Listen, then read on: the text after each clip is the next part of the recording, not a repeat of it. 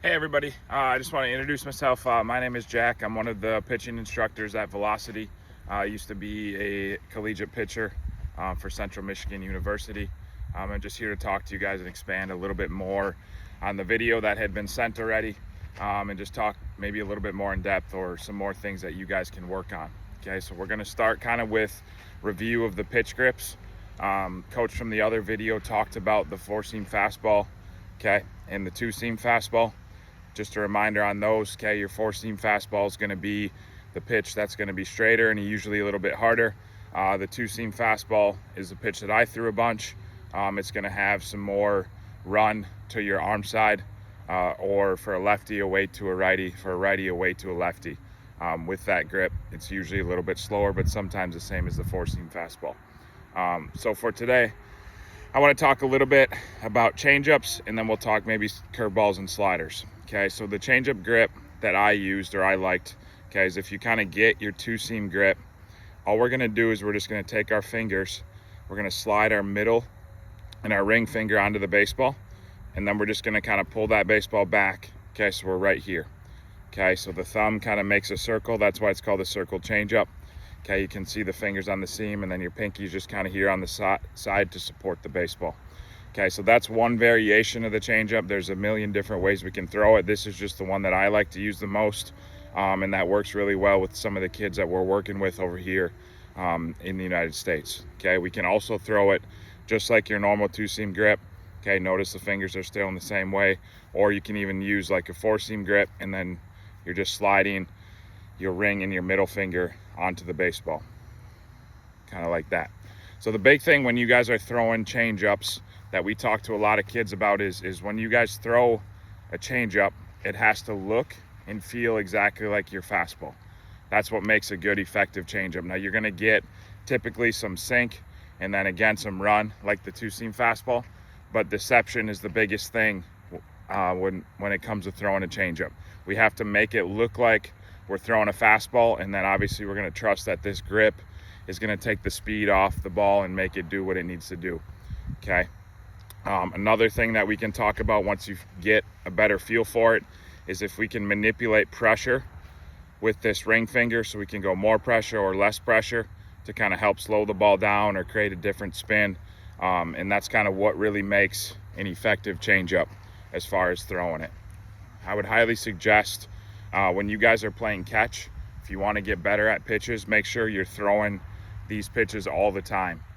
In your catch play, whether it's 10 or 15 times a day, whatever that is going to help you tremendously get a better feel for this pitch, especially the changeup. A changeup is a feel pitch, which basically just means it's going to take a lot of throwing, a lot of time to kind of develop that pitch, but it can be one of the best pitches in baseball. So that's kind of your circle changeup, I guess a little bit more advanced type grip. Okay, you can also try, if you guys want to, not a lot of kids can do this, but like a splitter. So basically you just take your fingers, split the baseball here, okay, and then you kind of have your splitter. We want to think pressure on the insides of our fingers when we throw it, but other than that, it's basically just throwing like a baseball. Okay, the thumb will kind of be, you can be on the side or you can be down the middle. We can also kind of flip the seams around and go splitter this way as well with the thumb on the seam. Here on the bottom, it's just really personal preference. This is also variation, just more or less for you guys to kind of feel things out and see what's working best for you. There's not a one size fits all for every kid or every player. It's always going to be different. So that's kind of your change-ups, your splitters, how to throw them and that type of thing. Like I said, it just comes with repetition, repetition, repetition. Just look for when you guys are throwing it that we're getting the correct spin, where we're getting a little bit of sink and then we're getting a little bit of run towards our arm side. Those are the two big things with change-ups, and then throw like your fastball.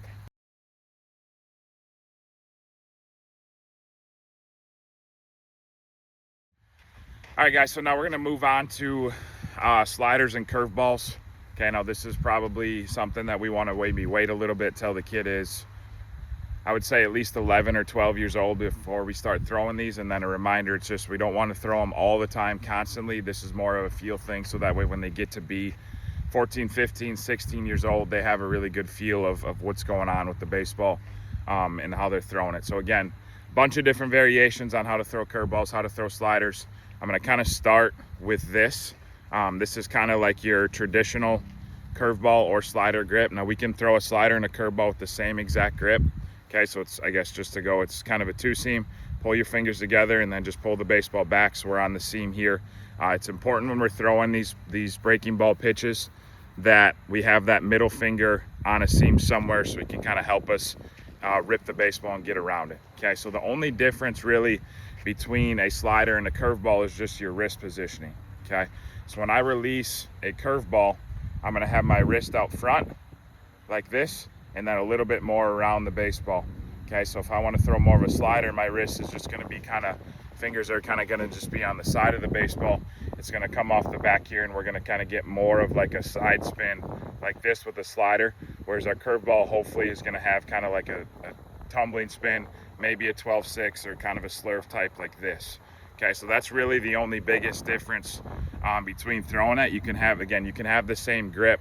A lot of guys have different grips, but you can use the same one if you want to. And then even if you guys heard of cutters before, which is basically just like a fastball that's going to kind of go like this at the end, short. Okay, that's just basically fingers straight behind the ball, and then we're just spinning at the very end. Okay, so that's kind of grip-wise what I'd recommend. Now this grip here is going to give you more like up and down break typically.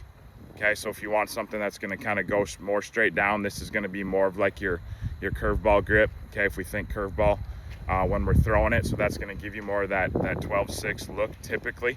A couple things when we're throwing a curveball is, again, we want to make sure that it looks like our fastball's coming kind of until the very end, and then we got to get our wrist around the baseball and kind of think, if I was going to point my finger at the catcher, that's where that finger should kind of be.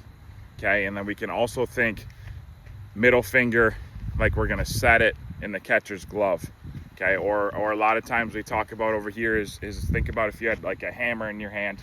Okay, we want to swing that hammer, okay, at the very end, and that's going to kind of what creates that tumble on the baseball and kind of create that spin with the curveball pitch.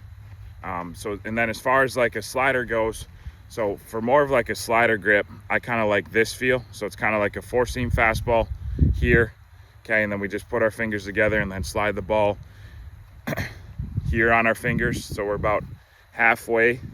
Okay, if I were to look at the ball halfway across here, and then that just helps me think, if I want to, more of like a bullet spin. Okay, so when that ball comes through, my fingers are going to get on the side of the ball, and then I'm going to create that access that kind of puts a bullet or a dot in the middle of the baseball.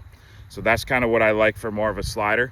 Another thing that's more of like a newer school thing that you guys may have seen or may not is kind of what's called like a sweeper. So a sweeper is like a slower slider, but it's going to have more horizontal break. So the only difference with that when we're thinking sweepers, it can be the same grip, but instead of thinking throw like a slider, we're thinking back to the curveball feel. And then with this grip, that'll create that access on the baseball, and that'll create more of a east to west or west to east, depending on what arm you throw with, more of that spin. So that's became a popular pitch in the MLB and with a lot of kids lately, just trying to throw that. So again, there's a bunch of different variations to throw those. Those are just kind of the three that I like the most, right? Again, for review. So this is kind of more of like the curveball feel. You're going to get more of an up and down. Okay, if we go more to here, okay, on the side of the baseball, that's when we're going to get more of that horizontal east to west, west to east type break with the slider and the curveballs. So another thing to remember with sliders that I think works for kids is, think about if I had a wall, or if they had a wall right here. When you go to throw it, think about you're dragging your wrist, dragging the wrist on the wall, and then at the very end, we kind of just pull down to create that spin with that pitch. So that's kind of your curveballs and your sliders. Just real quickly, that should give you guys a little bit of tips and stuff to work on with those, or at least a starting point. Another important thing, just like with our changeups, the harder we can throw these pitches, the more spin we're gonna get, the later, the sharper it's gonna be. Okay, the more swing and miss, whatever, ground balls, fly balls that you guys are gonna be able to get when we're pitching it. So one thing we see with a lot of kids that are just starting to throw these pitches is they want to baby it, or they want to try to make it spin. Okay, just encourage them to trust the grip, make sure they're doing the right things with their wrist that they need to be in the release point. Okay, and then just trust it and just rip it. That's what a lot of the best in the world. If you talk to them like, hey, how do you throw your pitches, whether it's a curveball, a slider, a splitter, whatever it is, they're going to tell you, I just grip it and I rip it. Now obviously they've been throwing how many thousands of them their entire life, so they have that feel down. But once we can get to that point, that's when you're going to start to see the kids really starting to take off with that pitch. So curveballs, sliders.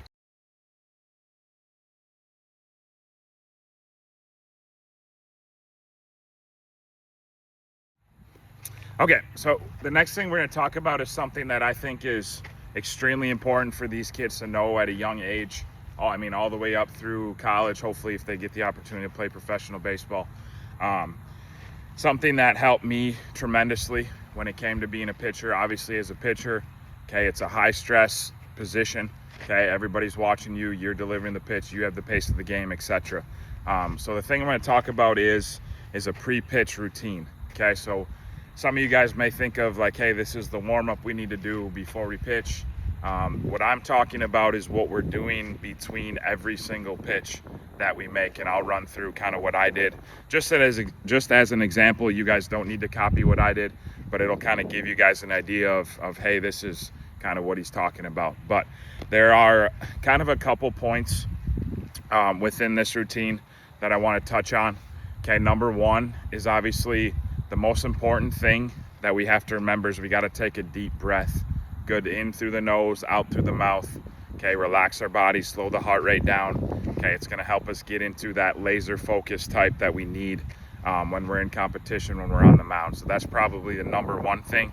And then the other one is kind of our focal point or our word. Okay, so essentially what we want to do is we want to say like a singular word in our head before we deliver a pitch. Okay, so whatever that word may be, it might be attack, it might be aggressive, okay, it might be nice and easy, whatever it is, you guys got to kind of figure out what your word is, but that's kind of the other thing. So I'm going to kind of walk through right now what I did, and then I'll kind of expand a little bit more on it and stuff involved. So for me, okay, I will kind of start, I made the pitch. Okay, so my routine kind of started right here. Okay, so it was catch the ball, I would backpedal, get my feet on the mound, okay, and then my routine thing was I always went hands over my head,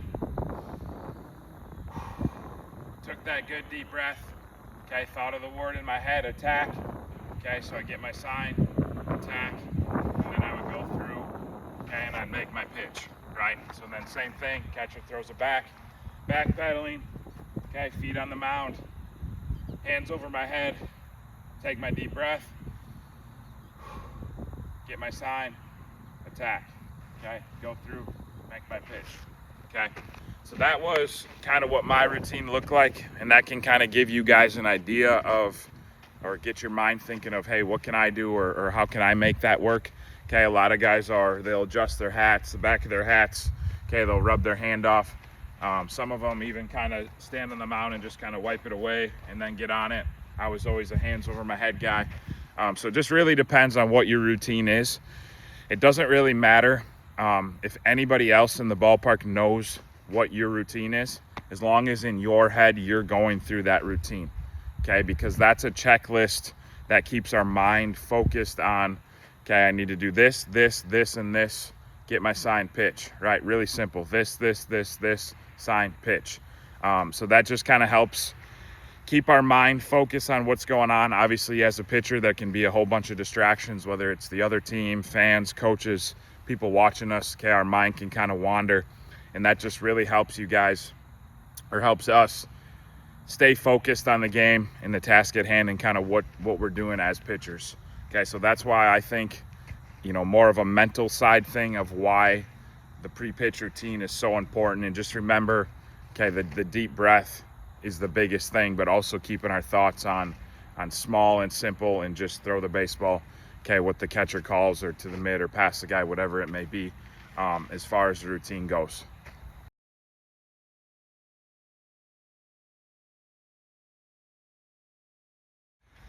Okay, and then kind of the last thing I'm going to talk about today is just a couple of different things we can focus on with the back leg, okay, when it comes to pitching. So I'll talk about it in here, and then I'll have a couple videos with drills and stuff for you guys to work on and get those different type of feels. But this is just going to kind of be more of like an in-depth with 3 or 4 things with the back leg that you guys can kind of look for, help your kids, and just kind of have a better understanding of what that means. So for me and for us, we feel that the back leg is the most important thing when it comes to pitching. Okay, obviously, I'm sure you guys have heard some things of why it might be important, but for us, everything starts with the back leg, right? It's your first move on the mound. Okay, it's where we're going to generate our power. It's what's going to help us with our command. Okay, so essentially, if we can get the back leg figured out and correct, everything else down the chain after that is going to kind of fix itself up. Okay, so whether you got a kid that has a bad front side, okay, maybe his arm action is too high, maybe he's not rotating correctly, a lot of those things, or all of them, sometimes can get fixed just by maximizing the use of the back leg. Okay, so the first thing that I'm going to talk about with the back leg and try to show you guys the best I can, okay, is when we're pitching, we have to make sure that our back foot is really solid in the ground. Okay, so that's kind of like, think about our base, right? If our base is wobbly or not set up correctly, it's going to make it really hard for us to kind of throw the baseball where we want to. Okay, so I always start kids with this on the mound, right? So when I'm on the mound, okay, I need to make sure that my whole foot is solid and strong on the mound. Okay, so that means my big toe, my pinky toe, and my heel need to be connected and strong on the mound. I tell a lot of our kids, just think about like a phone charger, how a phone charger plugs into the wall. Okay, we have to plug this foot in to the mound that we're throwing on. Okay, so we have to have all the points of connection, and then we want to think about pushing kind of like straight through the middle of our shoe, right? So if this is the bottom of my shoe, okay, I want to kind of create like a pyramid, right? Or I guess an upside down pyramid would kind of look like this, okay? And then right down here, where that point of the pyramid would be, right? That's where we want to kind of think about having a solid pressure on the middle of our foot, kind of right here where our shoelaces go. Okay, so that's really the most important thing. The step number one, okay, is we have to have this strong base, so that way when I pitch, okay, I know my foot's solid. I'm not going to go, fall this way, fall that way with that pitch. Okay, another important thing for you guys to think about is if I'm pushing with my foot, okay, or trying to create some pressure or power, okay, if I push with just the front of my toe, okay, watch where my direction is going to kind of want to go. Okay, it's going to make me go across my body this way and be more of a quad focus and push. Okay, now opposite of that, if I just thought, okay, only heel, okay, my body's going to kind of fall backwards, right, and I'm going to end up being open.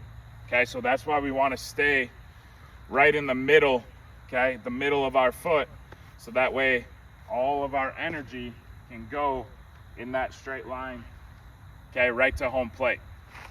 So that's one of the biggest things that seems really simple, but can make a huge difference when it comes to helping kids and just making sure that foot position is correct, so that way they can get into their legs and sync a little bit with their legs correctly. Okay. Now the next part of this that I'm going to talk about is the hinge. Okay, so what the hinge is think about, if you guys, if you know what a squat is, okay, if you guys know what a deadlift is, right? When we do squats or deadlifts, we're creating that hinge with our hips, okay? You kind of notice here how my hips my butt pushes back, right? And my hips kind of hinge into like a sitting down position, I guess is the best way to put it. So when we're pitchers, for us to generate the most amount of force on the ground, okay, to generate the most to the baseball, okay, to our catcher, the backstop, we have to be able to create a good hinge, okay? So what I tell a lot of kids, for them to get a feel for it, is just kind of take their fingers, put them on their hips or their waist here, okay, and then what they're going to do is they're going to kind of push their butt back first and then squat straight down, okay, and you'll notice that their leg kind of creates an angle to a certain degree, and that's when you know that they're getting into that hinge. Okay, so same thing, fingers here, okay, push the butt back a little bit, and then squat down, and you kind of see how my leg creates that hinge angle. Okay, so that's really what the hinge is. Okay, now one disclaimer of this, okay, is every kid is going to have a different hinge depth, right? So basically how deep or shallow they sink into their back leg. That's really dependent on genetics, how their hips work, etc. So you may have kids that are able to get way down here. Okay, you might have kids that are only here and go. Okay, it just really depends on their mobility, on their hips. So don't force a kid to get as low as he possibly can, because there's a good chance he's probably not able to get into that position, or that's not what's most effective for him. Okay, the biggest things that we want to feel with the hinge when we're doing it is we should feel our glute muscles and our hamstrings kind of fire, and then a little bit of kind of pull back here in our hips. Okay, we never want to really feel anything up here when we're pitching a whole lot. It's all got to come from our two biggest muscles on the back side. Okay, and then we get to here, hinge, drive, and go. Okay, so the timing of it is once I get to the top or the peak of my leg lift, then I hinge and kind of drop into my backside and go. Okay, I'll just do kind of a dry throw here, just to give you an example of kind of what that might look like for a pitcher. So we're gonna get here, right, up, drop, and then throw and come through. Okay, hopefully I got into a decent hinge on that one. I didn't warm up at all yet today, but that's kind of an example of what that hinge should look like. Again, another really, really important piece of the back leg in creating power and helping your pitchers with better command and throw harder, etc. And then the next thing I'm going to talk about, there's two more things. The next thing I'm going to talk about is just after the hinge, or with the hinge, I guess, is kind of like a coil. Okay, so when we're on the mound, in order to set us up to rotate correctly or efficiently, we have to have a little bit of coil in this back hip for us to land and then rotate. Okay, so the coil is kind of something that's within the hinge. Think about like a car spring. Okay, if I were to take that car spring and kind of push it in the ground and then let go, okay, that spring's going to shoot up, okay, into the sky. That's kind of what we want to do with this back leg. Okay, so the coil is something that seems really simple, okay, but it can mess up a lot of kids if you don't teach it the right way, I guess, is what I'm trying to get at. So in simplest terms, this is what the coil looks like. We're going to get to here, okay, this would be straight up, okay, this would be coil. Straight up, coil, okay. As you guys notice, all I'm really doing is I'm just kind of taking this hip and kind of almost like I'm pulling my butt towards home plate just a little bit to kind of help with that coil, right? So if I'm here, this is straight up, coil, coil, okay? That's all that coil is. It just kind of helps us here in our hips, so that way when we land, we can rotate this back leg and everything can kind of come through when we make our pitch, okay? Something that's, again, seems really simple, but if you don't do it correctly, it can really throw things off for your pitchers. So one of those drills that I like to do with that is just really simple. Just get to the top of your leg lift here, okay? And then coil, coil, okay? And then on the third one, coil, drive, and then make your throw to home plate. Okay, one of the common things that we see with a lot of kids when they're trying to do the coil and stuff that's no good is they coil their whole body and their upper body, right? So instead of them just coiling this back leg and going to home plate, right? Coil here and go. Okay, they think that it means this, right? And once we do that, that's going to throw off a whole bunch of things as far as direction goes, our body, and the ball's going to start flying. So again, something that is really important, but just be careful with when you teach them that they understand that it's not the legs and the upper body just turning. It's literally just this back leg here, coil, and go, right, as we kind of go down the mount. Okay, so that's the coil. So we talked about our back foot placement. We talked a little bit about the hinge, a little bit about the coil. And then my last piece of this is just the term ride the slide, and I'll try to include a graphic or a video from a tweet on Twitter that really just sums it up and makes it really easy as far as the ride the slide goes. Okay, so the ride the slide to me, I think is the easiest thing that you can teach these kids without flooding their brain with a whole bunch of different thoughts. And that's why I like it a lot, because it kind of takes in all the stuff that we talked about and puts it into one thought, and then it's really simple thought in my process: ride the slide and go.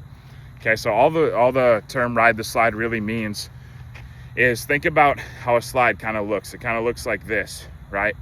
So all we're really thinking about is we're taking our back glute, right? So if you're a lefty, your left glute. Okay, if you're a righty, your right glute. Okay, and we're just thinking about riding down the slope of that slide, or what that angle would look like. Okay, I don't have a PVC pipe with me, but if you think of how a PVC pipe looks, it's kind of straight down, right? That's exactly how we kind of want to ride down that mountain. We tell kids over here, like, think about the railing, okay, going down the steps at school. Okay, some of the kids want to ride on those railings down. It's kind of that same idea. So that's really what that ride the slide means. I'll do the best I can to kind of show you guys, but again, like, I'll include a link to a tweet that kind of really just shows you exactly what it looks like. Okay, think of more of a slide, right? Not a park bench where it's straight. Okay, more of that kind of that downhill. So what that looks like, right? So this is what you don't want to do, right? We don't want to get here and then just push, and then you see my butt and my hips just kind of go in a straight line right to home plate. Okay, the ride the slide, okay, is more or less, I'm going to get to here, it's going to be down, down, down, down, land, right, and then everything comes through, and then we rotate. Okay, so that's what that term ride the slide means. It's really just making sure that in the pitching motion that it's down, down, down, down, land, go. Down, down, down, down, land, go. It's not just push, land, go. Okay, I'll send that tweet along to kind of give you guys a better idea on that.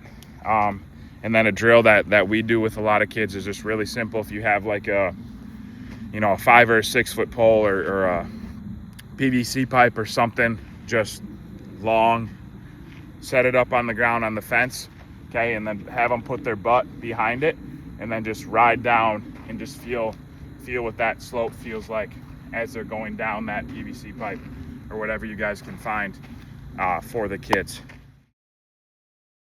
So I think that covers everything for you guys. That should give you guys a good idea on a bunch of different things pitching related that you can kind of help your players with for the time being. Okay, we talked about pitch grips, okay, fastballs, curveballs, changeups, different ways to throw them, how to throw them. We talked about the mental game kind of on the mound, making sure we have a good pre-pitch routine with that deep breath, okay, our focal word, and then finished with just talk about the back leg, foot placement, your hinge, coil, and then the term ride the slide. So if you guys do have questions, okay, I'm free for whatever you guys want to talk about. We can get on a Zoom call, text message, whatever you guys kind of want to do. Okay, again, my name is Jack Collins, and I'm just with Velocity Baseball and Softball. Hopefully you guys can take something from what I talked about here and just apply it to you every day to help your kids out. Thank you.